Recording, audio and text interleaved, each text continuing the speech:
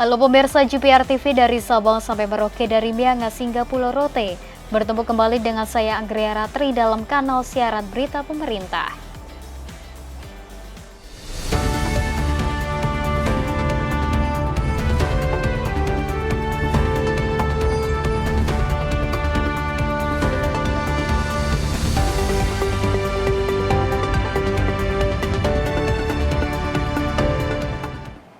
Kita ke informasi yang pertama pemirsa. Presiden Prabowo Subianto menerima kunjungan Sekretaris Jenderal Organization for Economic Cooperation and Development atau OECD, Mathias Cormann di Istana Kepresidenan Jakarta.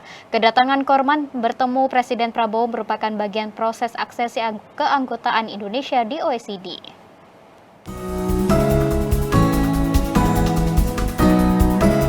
Pertemuan Presiden Prabowo dan Mathias Cormann merupakan tindak lanjut dari laporan yang sebelumnya telah disampaikan Sekjen OECD kepada Menteri Keuangan. Menko Perekonomian Erlangga Hartarto yang mendampingi Presiden mengatakan target perekonomian Indonesia hingga tahun 2025 secara fundamental berada dalam jalur pencapaian yang positif.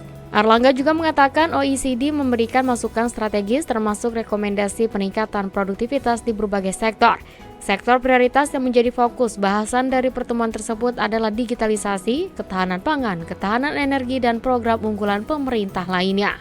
Well, there's a very strong support for Indonesia's engagement in the accession process to the OECD from across the OECD membership, and indeed, last week both President Biden and the UK Prime Minister Starmer, both expressed strong support in bilateral meetings they had with President Prabowo. I mean, today President Prabowo to me reconfirmed Indonesia's strong commitment to engagement in this process of accession to the OECD, and we very much look forward to working with his team. Pemirsa, Presiden Prabowo Subianto mengumumkan kebijakan peningkatan gaji para guru ASN dan non-ASN tersertifikasi untuk tahun 2025. Kebijakan ini merupakan komitmen pemerintah untuk memastikan kesejahteraan para guru dalam mencerdaskan kehidupan bangsa.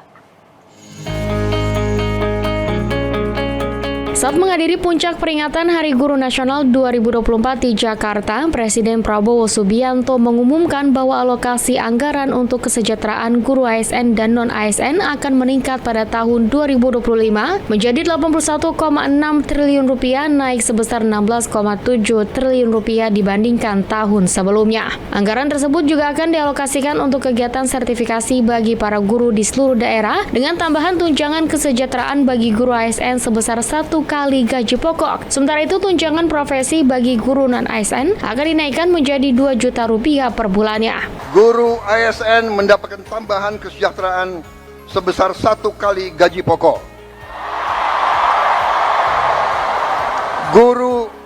Guru non-ASN nilai tunjangan profesinya ditingkatkan menjadi Rp2 juta per bulan.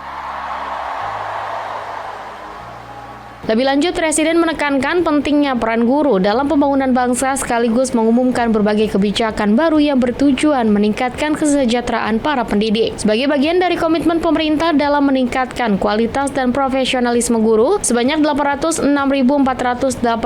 guru ASN dan non-ASN yang telah memenuhi kualifikasi pendidikan diploma 4 atau sarjana akan mengikuti program pendidikan profesi guru pada tahun 2025. Selain itu, pemerintah akan memberikan bantuan pendidikan bagi 249.623 guru yang saat ini belum memiliki gelar D4 atau S1 untuk melanjutkan studi mereka. Adapun bentuk dukungan untuk guru non-ASN yang belum bersertifikasi akan diberikan bantuan dana tunai melalui transfer perbankan yang sedang dirancang bersama Badan Pusat Statistik. Sementara itu pemirsa, Menteri Pendidikan Dasar dan Menengah Abdul Muti mendorong para guru untuk mengikuti pelatihan konseling dan pendidikan nilai.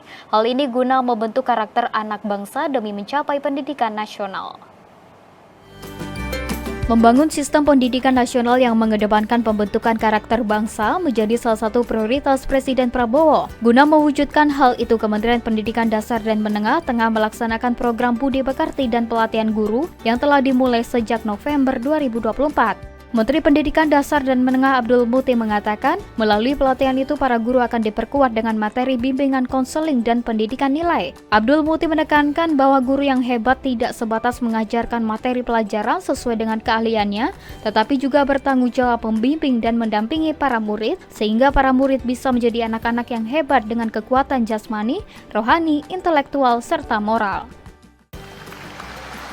Guru yang hebat tidak sebatas mengajarkan materi pelajaran sesuai dengan keahliannya, tetapi juga bertanggung jawab membimbing dan mendampingi para murid sehingga menjadi anak-anak yang hebat dengan kekuatan jasmani, rohani, intelektual, dan moral.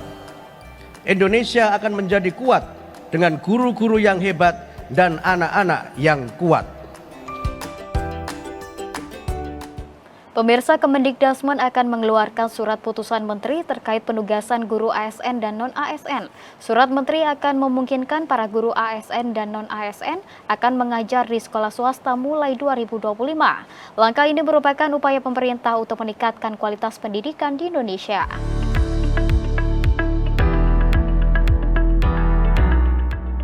Pemerintah telah memutuskan guru berstatus pegawai pemerintah dengan perjanjian kerja dapat mengajar di sekolah swasta mulai tahun 2025 sebagai upaya mengatasi permasalahan ketidakmerataan distribusi guru.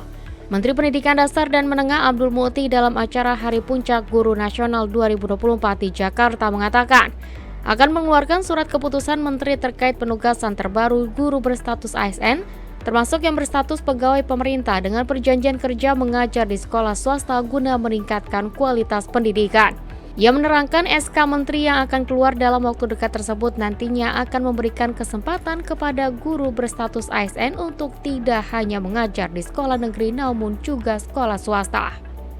Pertama, kebijakan yang memungkinkan para guru bekerja tidak hanya di sekolah negeri tetapi juga di sekolah swasta. Sebagai informasi Bapak Presiden, kami sedang menunggu terbitnya surat keputusan menteri yang menyebutkan bahwa guru ASN tidak hanya bertugas di sekolah-sekolah negeri, tapi juga bisa bertugas di sekolah swasta.